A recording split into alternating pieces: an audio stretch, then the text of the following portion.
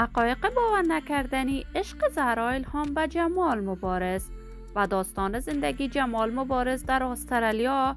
جواب باور نکردنی جمال مبارز برای زهرا الهام چی بوده است؟ من در این ویدیو پیرامون همین موضوعات خواهم پرداخت، پس در ادامه با من باشید.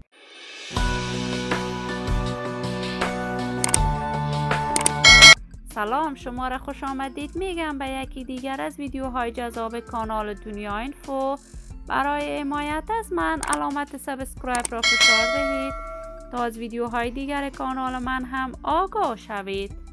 زهرا الهام هنرمند خوش صدا، خوش سیما و جوان کشور ماست که در میان هنرمندان تازه‌کار کشور به اوج شهرت هنری رسیده است.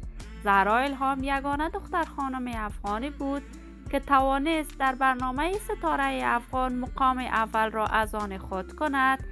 زهرا بعد از ختم پروسه ستاره افغان بر داخل و خارج از افغانستان کنسرت‌هایی برای علاقمندانش اجرا می‌کرد. زهرا با یک برادرش به کشور استرالیا رفت و در کشور استرالیا هم به کارهای هنری خود ادامه داده است.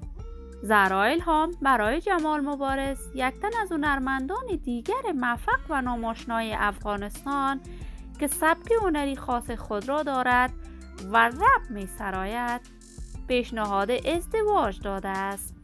این همه در حالی است که جمال مبارز در افغانستان ازدواج کرده بود، ولی همسرش در فاینال برنامه ابرستاره به شکل مرموز به قتل رسید و جمال مبارز در زندان بود. اما تاکنون جمال مبارز جوابی برای زهرا الهام نداده است.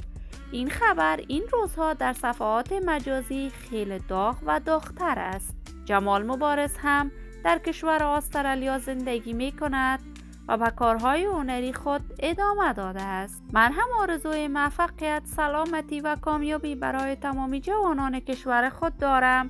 دوستان نهایت عزیز، شما هم نظریاتتان را در بخش کامنت با من شریک بسازید. این ویدیو را با دوستداران و علاقمندان زهرا الهام و جمال مبارز به اشتراک بگذارید. اگر تا هنوز دوست کانال من نشدید، پس برای حمایت از خواهرتان علامت سابسکرایب را فشار دهید، ویدیوهای من را لایک نمایید و با دوستان خود به اشتراک بگذارید. سلامتی شما عزیزان آرزوی من است. تا درودی دیگر، بدرود.